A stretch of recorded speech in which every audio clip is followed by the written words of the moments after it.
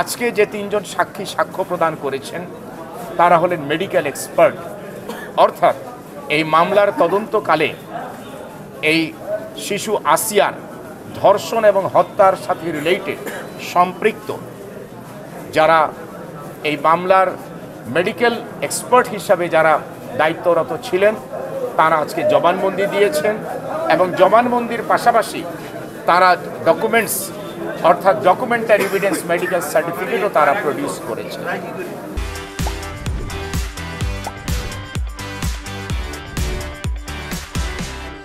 তো সুতরাং আজকের যারা দিয়েছেন আমাদের পরবর্তীতে আরও মেডিকেল এক্সপার্ট রয়েছে।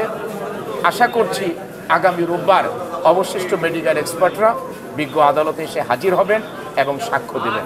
আমরা আশা করছি যে দ্রুততম সময়ের মধ্যে এই মামলাটি ইনশাআল্লাহ নিষ্পত্তি হবে। সেই জন্য বিজ্ঞ আদালতের যেই উদ্যোগ এবং এই মামলাটিকে গুরুত্ব সহকারে আমরা সকলের প্রচেষ্টায় আপনাদের সহ আমরা যে এগিয়ে নিয়ে যাচ্ছি সেই জন্য আমরা সকলের প্রতি ধন্যবাদ এবং কৃতজ্ঞতা প্রকাশ করছি।